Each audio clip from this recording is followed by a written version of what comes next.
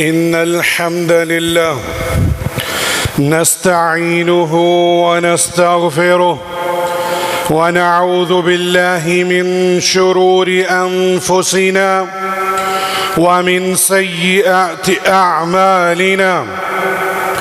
من يهد الله فلا مضل له ومن يضلل فلا هادي له، وأشهد أن لا إله إلا الله وحده لا شريك له، وأشهد أن محمدًا عبده ورسوله. يا أيها الذين آمنوا اتقوا الله حق تقاته ولا تموتن إلا وأنتم مسلمون.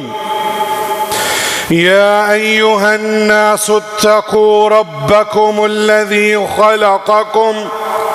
خلقكم من نفس واحدة وخلق منها زوجها وبث منهما رجالا كثيرا ونساء، واتقوا الله الذي تساءلون به والأرحام إن الله كان عليكم رقيبا.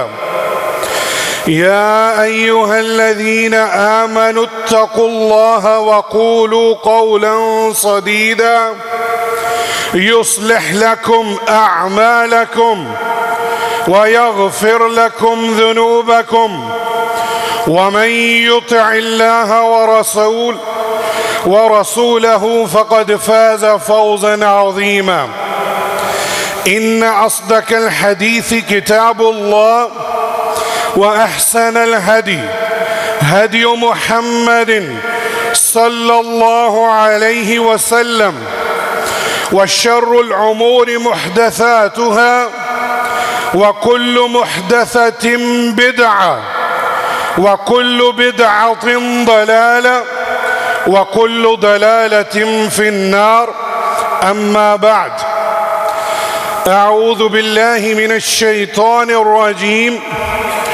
كل نفس ذائقة الموت وإنما توفون أجوركم يوم القيامة، فمن زحزح عن النار وأدخل الجنة فقد فاز، وما الحياة الدنيا إلا متاع الغرور. لائق عزت تکریم سامعین مکرم، میں نے آپ کے سامنے سورہ العمران کی آیت نمبر 185 تلاوت کی ہے۔ اللہ سبحانہ و تعالیٰ کی توفیق سے آج 21 ذو الحجہ 1445 ہجری اور جمعۃ المبارک کا دن ہے۔ آج جمعۃ المبارک میں سب سے پہلی نصیحت جو میں اپنے آپ کو اور آپ سب کو کرنا چاہوں گا، اتق اللہ، اللہ سے ڈر جاؤ۔ میں یہ دوبارہ بولوں گا اور میں گزارش کروں گا کہ اپنے گریبان میں جھانکیے، کیا آپ کے دل میں اللہ کی خشیت آتی ہے؟ اتق اللہ، اللہ سے ڈر جاؤ۔ اور یہ میں کیوں کہہ رہا ہوں؟ سلف و صالحین وہ کھڑے نہیں رہ پاتے تھے۔ عمر بن الخطاب رضی اللہ عنہ دوسرے خلیفہ اور جن کو شہید کیا گیا، عشرہ مبشرہ میں ہیں، ان کو کسی شخص نے بولا اتق اللہ، وہ گھٹنوں کے بل گر گئے اور اس سے سوال کرتے ہیں کیا میں اللہ سے ڈرتا نہیں؟ تو لہٰذا یہ اللہ کے رسول صلی اللہ علیہ وآلہ وسلم کی پہلی نصیحت جمعۃ المبارک میں ہے کہ اللہ سے ڈر جاؤ۔ اور اس کے بعد میں نے جو آیت کریمہ آپ کے سامنے تلاوت کی ہے، کل نفس ذائقۃ الموت، ہر جان کو موت کا مزہ چکھنا ہے۔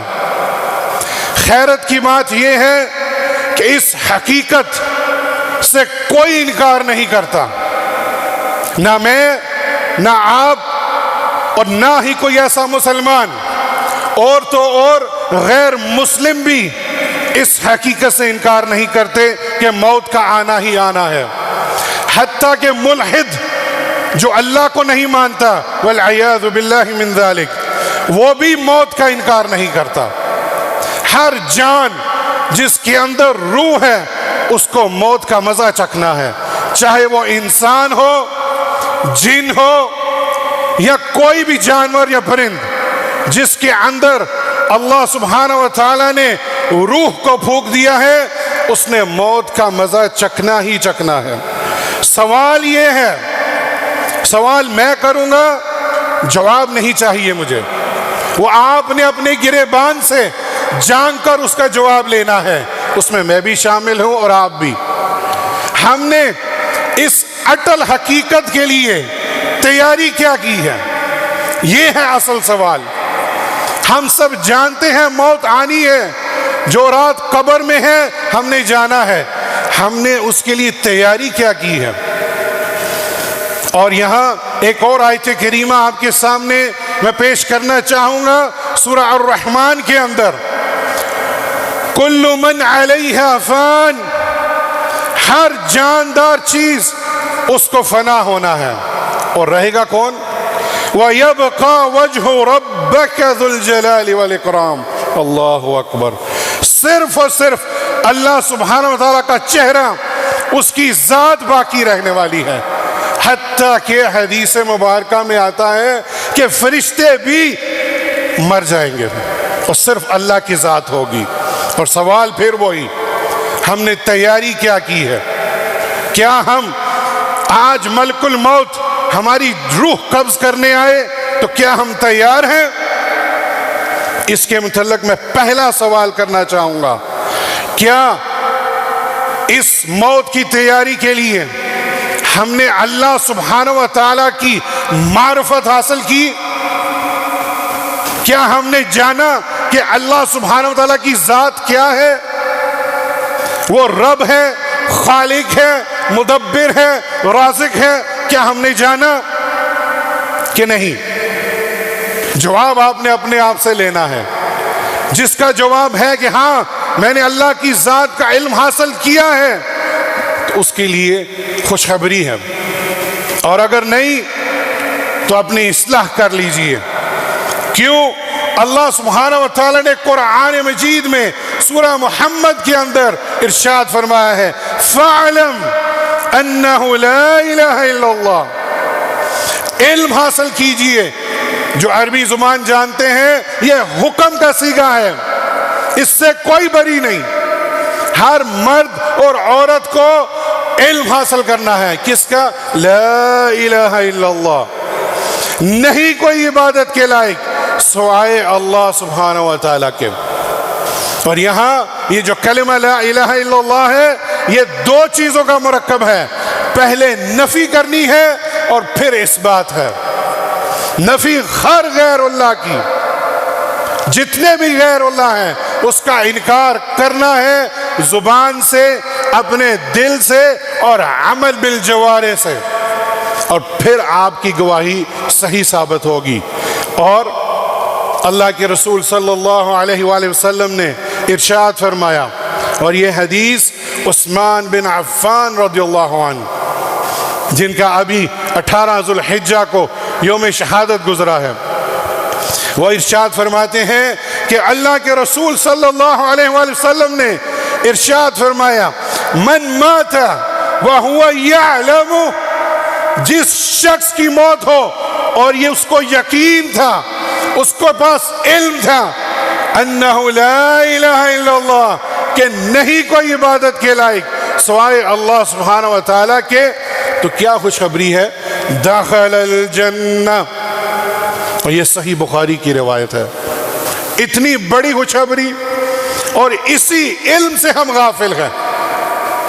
رزق لینا ہو تو مشکل کشا کسی اور کو بنا لیتے ہیں.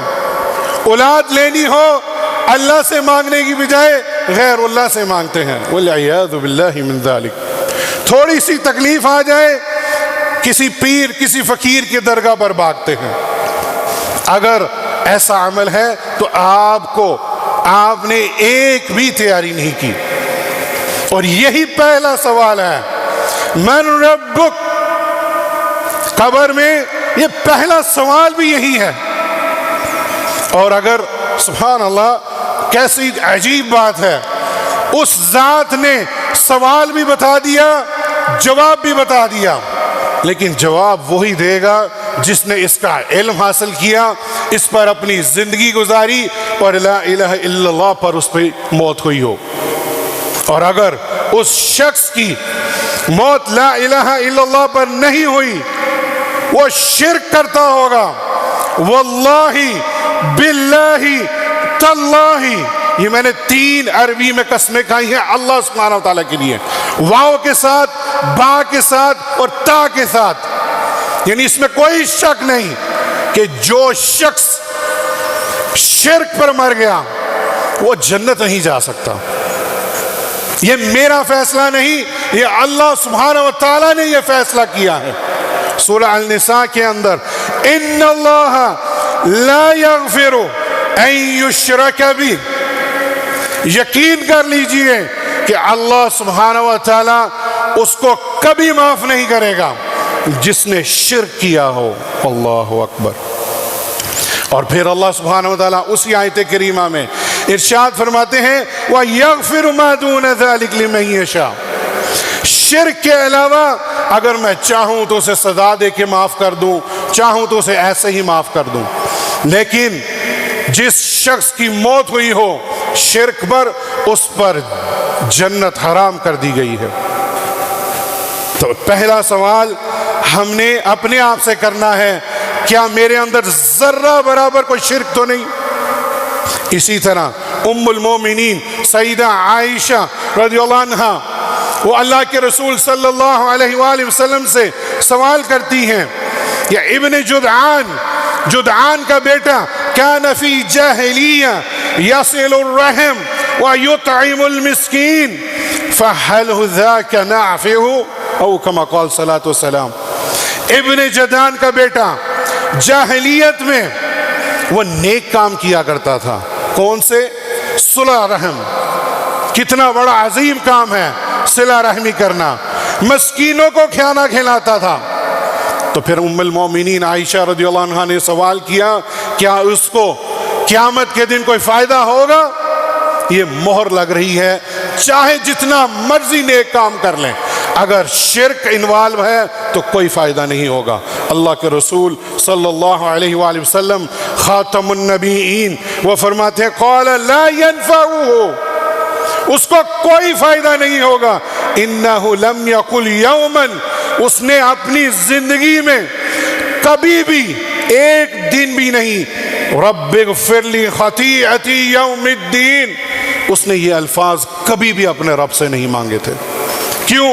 کیونکہ وہ رب کو رب مانتا ہی نہیں تھا کہ وہ گناہوں کو معاف کرنے والا ہے، اور یہ بھی حدیث صحیح بخاری کے اندر ہے۔ دوسرا سوال، من نبیک، کیا ہم نے موت کے بعد اس کی تیاری کی ہے؟ اور یہی سوال پوچھا جائے گا۔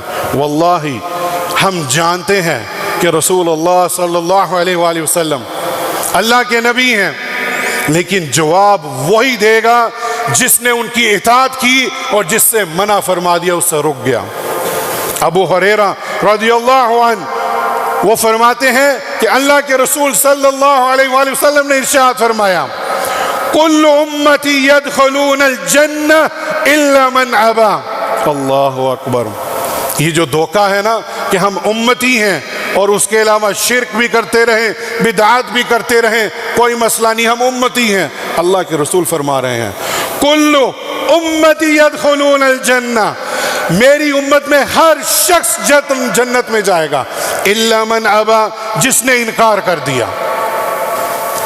صحابہ کرام حیران ہوئے، تعجب کے ساتھ پوچھتے قالوا یا رسول اللہ ومن یابا، اے اللہ کے رسول کون انکار کرے گا؟ آپ موجود ہیں، ہم آپ پر ایمان لے آئے، تو کون انکار کرے گا؟ تو اللہ کے رسول صلی اللہ علیہ وآلہ وسلم نے ایک اصول باندھ دیا، قال من اطاعنی دخل الجنہ جس نے اللہ کے رسول کی اطاعت کی دخل الجنہ ومن عصانی فقد ابا او کما قال صلی اللہ علیہ وسلم. اور یہ بھی صحیح بخاری کی حدیث ہے. جس نے اللہ کے رسول کی اطاعت کی وہ جنت میں جائے گا، اور جس نے انکار کر دیا وہ جنت نہیں جا سکتا. ہے کہ نہیں یہ اصول؟ آج اگر کسی شخص کو صحیح الحدیث پیش کی جائے وہ انکار کر دیتا ہے، جھٹلا دیتا ہے کہ فلاں امام نے نہیں کہا، فلاں ہمارے شیخ نے نہیں کہا. اور اللہ کے رسول کی بات کو جھٹلانا یہ عطا کے اندر آتا ہے. اسی لیے میرے بھائیوں، یہ اپنے آپ سے یہ سوال کرو، کیا واقعی ہم نے اللہ کے رسول صلی اللہ علیہ وآلہ وسلم کی اطاعت کر رہے ہیں؟ کتنے ہی ایسے معاملات ہیں ہمیں معلوم ہے کہ یہ اللہ کے رسول صلی اللہ علیہ وسلم کرتے تھے، لیکن آج تک ہم اس میں کوئی تبدیلی نہیں دیکھتے. اور یہ اللہ سبحانہ و تعالیٰ نے قرآن مجید میں بھی ارشاد فرمایا ہے کہ جس نے اللہ کے رسول صلی اللہ علیہ وسلم کی بات مانی، جو کچھ بھی آپ کو وہ دے اس کو لے لو، اور جس سے وہ آپ کو روکے رک جاؤ. اور اللہ کے رسول صلی اللہ علیہ وسلم نے یہاں یہ بھی فرمایا کہ اللہ سبحانہ وتعالیٰ نے فیصلہ کیا ہے کہ جو میں دوں اور آپ نہ لیں، اور جس سے میں روکوں آپ نہ رکیں، اللہ سبحانہ وتعالیٰ اس سے بہت سخت عذاب دینے والا ہے. یہ سورہ الحشر کی آیت ہے. اسی طرح تیسرا سوال کل نفس ذائقۃ الموت کے حوالے سے ہم نے کیا تیاری کی ہے؟ ما دینک، تیرا دین کیا ہے؟ کیا ہم نہیں جانتے کہ دین اسلام ہے؟ اللہ کے رسول صلی اللہ علیہ وآلہ وسلم پر مکمل شریعت کو نافذ کیا، اور یہ دین مکمل بھی ہو چکا. 9 ذو الحج کا ہی دن تھا، یوم عرفہ کے دن عمر بن الخطاب رضی اللہ عنہ کہتے ہیں ہمیں معلوم ہے اس جگہ کا جس مقام پر یہ آیت نازل ہوئی، اليوم اکملت لکم دینکم اتممت علیکم نعمتی ورضیت لکم الاسلام دینا، کہ آج میں نے تمہارے لیے دین کو مکمل کر دیا اور تم پر اپنا انعام بھرپور کر دیا، اور تمہارے لیے اسلام کے دین کو ہونے پر میں راضی ہوں. اور اللہ کے رسول صلی اللہ علیہ وآلہ وسلم نے 1 لاکھ سے بھی زیادہ صحابہ تھے، ان کو گواہ بنایا، اور سب سے بڑی گواہی کہ یا اللہ میں نے تیرا دین مکمل کر دیا ہے اور ان کو پہنچا دیا ہے. لیکن جو بدعتی شخص ہے وہ کیا کہتا ہے؟ نہیں، والعیاذ باللہ من ذالک، دین مکمل نہیں ہوا. وہ نئی سے نئی چیزیں ایجاد کرتا ہے. کل بدعۃ ضلالہ، دین کے اندر ہر چیز جو نئی چیز آئے گی وہ گمراہی ہے. وکل ضلالۃ فی النار، یہ ہم ہر جمعے سنتے ہیں کہ دین کے اندر جو بھی افراط اور تفریق کرے گا، اس کے اندر نئی چیز ڈالے گا یا اس میں سے دین میں سے کمی کرے گا، وہ جہنم میں جائے گا. اور کل بدعۃ ضلالہ، وہ سب سے پہلے تو گمراہیوں پر ہے، اور پھر اس کو یہ گمراہی اس کو جہنم میں لے جائے گی. سوچنے والی بات ہے. میں خود مشاہدہ کرتا ہوں کہ لوگ ختم نبوت کا دعویٰ کرتے ہیں. آج یہ بھی اصول جان لیجئے کہ آپ جلسے جلوس نکالتے ہیں ختم نبوت کے، لیکن دین کے اندر بدعات. علماء کرام نے اس موضوع کو بھی سامنے لائے ہیں کہ ختم نبوت کا ایک یہ بھی اصول ہے کہ آپ دین کے اندر کوئی چیز نہیں داخل کریں، اور اگر کوئی شخص دین کے اندر کوئی نئی چیز داخل کرتا ہے وہ در حقیقت ختم نبوت پر جو مہر ہے اس کا انکار کر رہا ہے. عملی طور پر دل میں وہ کہہ رہا ہے، زبان سے بھی کہہ رہا ہے، لیکن عملی طور پر بدعات کر کے یہ ختم نبوت پر ضرب لگا رہا ہے۔ کبھی سوچا ہم نے اس پہلو کو بھی؟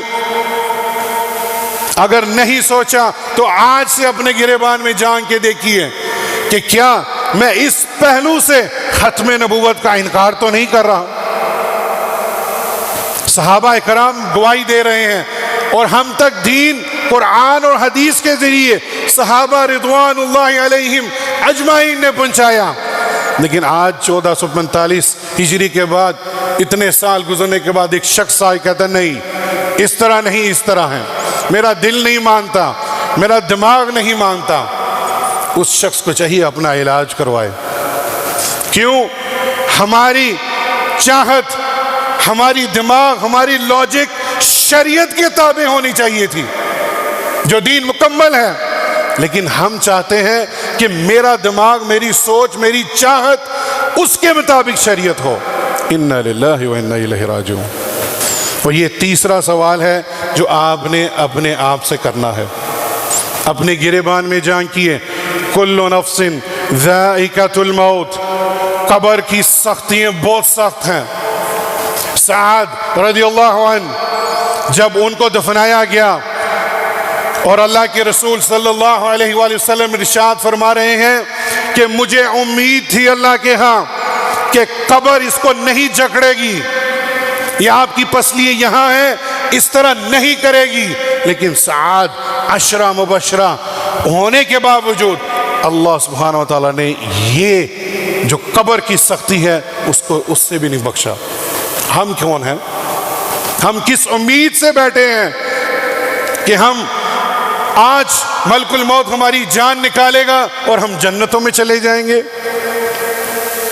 انشاءاللہ اگر ہم ان 3 سوالوں کے اوپر ہماری زندگی گزرے گی تو انشاءاللہ ہم جنت میں جائیں گے۔ اور اسی آیت کریمہ کے اندر اللہ سبحانہ وتعالیٰ نے کیا ارشاد فرمایا؟ وَإِنَّمَا تُوَفُّونَ أُجُورَكُمْ يَوْمَ الْقِيَامَةِ۔ پہلے ذکر کیا ہر جان کو موت کا مزہ چکھنا ہے، اور پھر اللہ سبحانہ وتعالیٰ نے کیا ارشاد فرمایا؟ اور قیامت کے دن تمہیں اپنے بدلے پورے پورے دیے جائیں گے۔ جو کچھ نیکی کی ہے، جو کچھ آپ نے اچھا کیا ہے، اس کا آپ کو بدلہ ملے گا۔ لیکن یہ بھی یاد رکھیں جو کچھ برا کیا ہے اس کی سزا بھی ملے گی۔ کیا ہمارے معاشرے میں جھوٹ عام نہیں؟ وعدہ خلافی عام نہیں؟ کون سا ایسا ڈپارٹمنٹ ہے جہاں بغیر رشوت کے آپ کام کر سکیں؟ اس کی سزا نہیں ملے گی۔ نیکیوں میں ہم حسن و ظن رکھتے ہیں اللہ سے کہ ہمیں ایک چھوٹی سی نیکی کی ہے ہمیں اجر مل جائے گا، لیکن برائیوں کی طرف ہمیں کوئی دھیان ہی نہیں۔ الراشی والمرتشی ہوا فی النار، لینے والا اور دینے والا جہنمی ہے، لیکن ہمارے معاشرے میں یہ چیز ختم ہی نہیں ہو رہی۔ قوم شعیب علیہ السلام، ان کی قوم پر جو عذاب آیا تھا اس میں سے ایک عذاب ناپ تول میں کمی کرتے تھے۔ واللہ میں شاہد ہوں لوگ ابھی بھی ناپ تول میں کمی کر رہے ہیں۔ میں اس کا گواہ ہوں، ایک شخص، میں اس کا نام نہیں لوں گا، اس کی دکان نہیں بتاؤں گا، اس سے مرغی لینے گئے، وہ خود اپنے منہ سے کہہ رہا ہے 1 کلو کا 900 گرام ہے، 1000 گرام نہیں ہے۔ انا للہ و انا الیہ راجعون۔ جب میں نے اس کی اصلاح کرنے کی کوشش کی، کہتے جا کے پورے شہر کی اصلاح کرو۔ کہاں جائیں گے ہم؟ کہاں جائیں گے؟ اس کی سزا بھی ملے گی جو کچھ آپ گناہ کر رہے ہیں۔ اسی لیے اللہ سبحانہ وتعالیٰ نے ارشاد فرمایا فَمَن يَعْمَلْ مِثْقَالَ ذَرَّةٍ خَيْرًا يَرَهُ، بس جس نے ذرہ برابر بھی نیکی کی ہوگی وہ اسے دیکھ لے گا، اس کا اجر پا لے گا۔ اور دوسری آیت وَمَن يَعْمَلْ مِثْقَالَ ذَرَّةٍ شَرًّا يَرَهُ، اور جس نے ذرہ برابر بھی برائی کی ہوگی وہ بھی اس کا دیکھ لے گا، اس کی سزا پا لے گا۔ ذرہ سمجھتے ہیں کیا ہے؟ اس کی بہت ساری تعریفیں کی ہیں علماء کرام نے۔ ایک تعریف تاکہ آپ کو اس ذرے کی کیفیت معلوم ہو. علماء کرام کہتے ہیں کہ یہ کھڑکی ہے، کھڑکی میں سے سورج کی روشنی آ رہی ہو، اس کے اندر چھوٹے چھوٹے ذرے آپ نے دیکھے ہیں، سب نے مشاہدہ کیا ہوگا. یہ ہے ذرہ، یہ ہے ذرہ. یہ علماء کرام نے اس کی کیفیت بتائی ہے. ہمارے اللہ سبحانہ و تعالیٰ ہمارے گناہوں کو معاف فرمائے. کتنے ہی ایسے عمل ہیں، یہ ذرہ تو کوئی چیز ہی نہیں، بڑے بڑے پتھر ہیں ہمارے گناہوں کے. اللہ سبحانہ و تعالیٰ ہمارے گناہوں کو معاف فرمائے. پھر اللہ سبحانہ و تعالیٰ نے اسی آیت کریمہ میں آگے ارشاد فرمایا فَمَنْ زُحْزِحَ عَنَ النَّارِ وَأُدْخِلَ الْجَنَّةَ فَقَدْ فَازَ. اللہ اکبر. کہ پس جو شخص آگ سے بچا لیا جائے، زُحْزِحَ عَنَ النَّارِ، یہ ہے اصل کامیابی. کاروباری ہو جانا، اچھا گھر بار لے لینا، یہ برائی نہیں ہے. الحمدللہ اگر حلال ہے تو کوئی برائی نہیں ہے، لیکن اس کو کامیابی نہ سمجھیں. کامیابی یہاں ہے فَمَنْ زُحْزِحَ عَنَ النَّارِ، جو جہنم کی آگ سے بچا لیا جائے، وَأُدْخِلَ الْجَنَّةَ، اور جنت میں داخل ہو جائے، فَقَدْ فَازَ، وہ کامیاب شخص ہے. یہ ہے اصل کامیابی. اور پیچھے میں نے جتنے نکات بتائے ہیں، کیا ہم نے اس کامیابی کی تیاری کی؟ آج ملک الموت ہماری روح قبض کرنے آ جائے، وہ وقت تو نہیں دے گا. تو لہٰذا اپنے رزق جس طرح تلاش کرتے ہو، اسی طرح نیکیاں بھی تلاش کرو. اور ایک بات یاد رکھیں، ہم رزق کی طرف جاتے ہیں، اللہ کے دین اور اس کے علم کی طرف نہیں جاتے. آپ کی اور میری موت آ ہی نہیں سکتی جب تک وہ رزق جو لکھ دیا ہے اللہ کی ذات نے ہم کھا نہ لیں یا پی نہ لیں. اللہ اکبر. موت اور رزق یہ دونوں ہمارا پیچھا کر رہی ہیں، لیکن اس میں جیتے گا کون؟ پہلے رزق جیتے گا، کیونکہ اس نے رزق کھانا ہے، پینا ہے، پھر ملک الموت نے آپ کی روح قبض کرنی ہے. لیکن ہم رزق کو یاد رکھ رہے ہیں اور موت کو بھول رہے ہیں. تو لہٰذا اصل کامیابی یہ ہے جو اس جنت میں داخل ہو جائے. سہیل رضی اللہ عنہ وہ اس حدیث کے راوی ہیں کہ میں نے آپ صلی اللہ علیہ وآلہ وسلم سے پوچھا. اب یہ کیفیت میں آپ کے سامنے پیش کرنے لگا ہوں کہ دنیا کی اور جنت کی کیا وقت ہے اس کی آپس میں.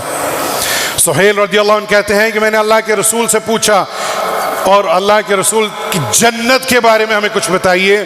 تو اللہ کے رسول صلی اللہ علیہ وآلہ وسلم نے فرمایا کہ جنت میں ایک کوڑا، یعنی گھوڑے جانور کو جو کوڑا مارا جاتا ہے وہ کتنا کو موٹا ہوگا، باریک سا ہے، لیدر کا بنا ہوا، اتنی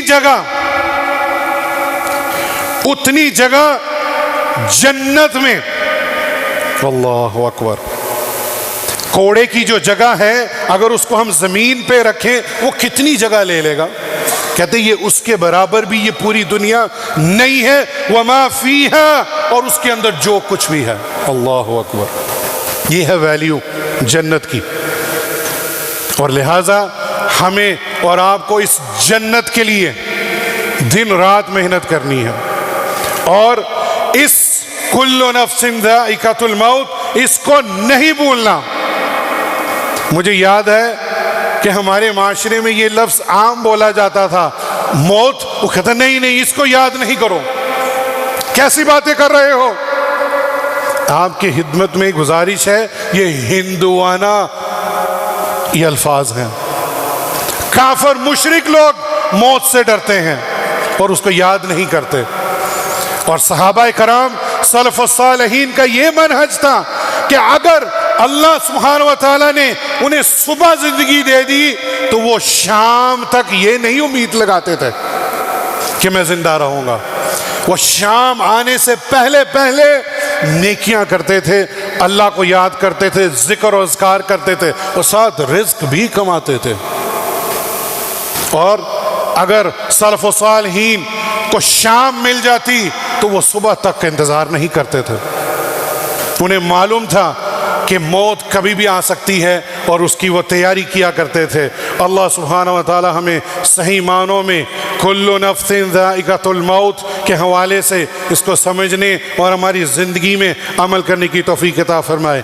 اقول ما تسمعون واستغفر اللہ لی ولکم من کل ذنب فاستغفروہ انہ هو الغفور الرحیم.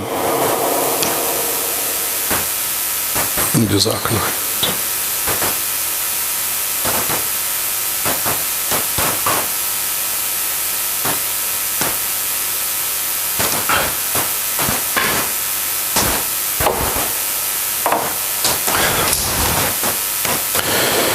الحمد لله والصلاة والسلام على رسول الله وأشهد أن لا إله إلا الله وحده لا شريك له وأشهد أن محمدًا عبده ورسوله.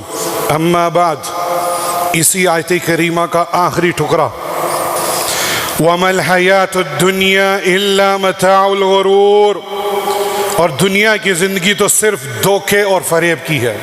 اللہ اکبر.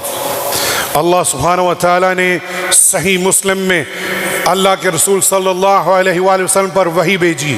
اور یاد رکھیں قرآن بھی وحی ہے اور حدیث مبارکہ بھی وحی ہے. اور اس حدیث کے اندر اللہ کی قسم اٹھائی. کس نے؟ اللہ کے رسول نے، کہ آخرت کے مقابلے میں جو دنیا کی زندگی ہے اس کی کوئی حیثیت نہیں. اور اللہ کے رسول صلی اللہ علیہ وآلہ وسلم نے ایک مثال بھی پیش کی تاکہ بات میرے اور آپ کے دل میں اتر جائے. اور ارشاد فرمایا کہ ایک سمندر ہے، اس کھلے سمندر کے اندر آپ ایک انگلی ڈالیں گے، اس انگلی پہ جتنا پانی آئے گا کیا اس کی حیثیت ہے؟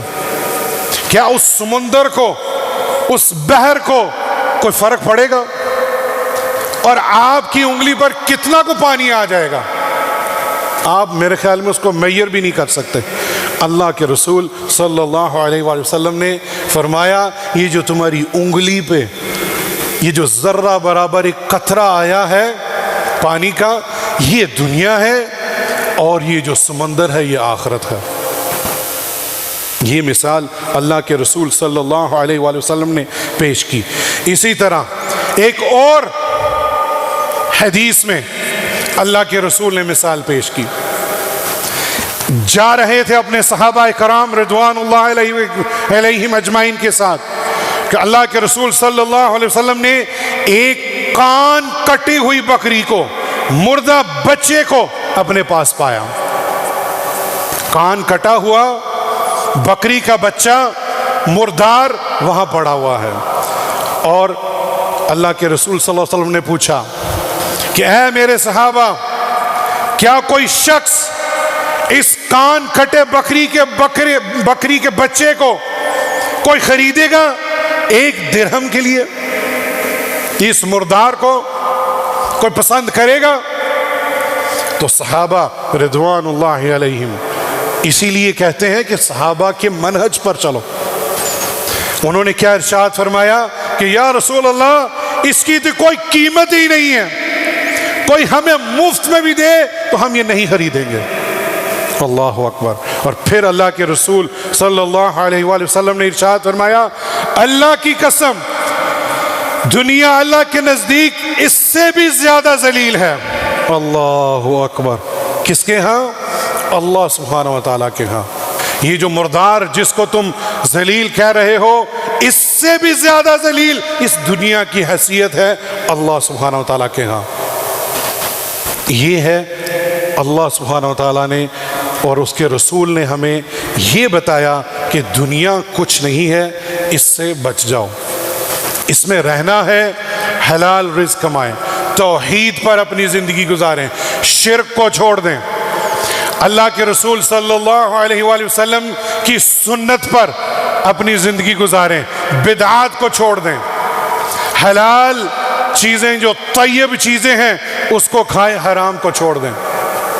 اور حلال چیزیں کھانے کا فائدہ یہ ہے کہ اللہ سبحانہ و تعالی ہماری دعائیں قبول کرے گا۔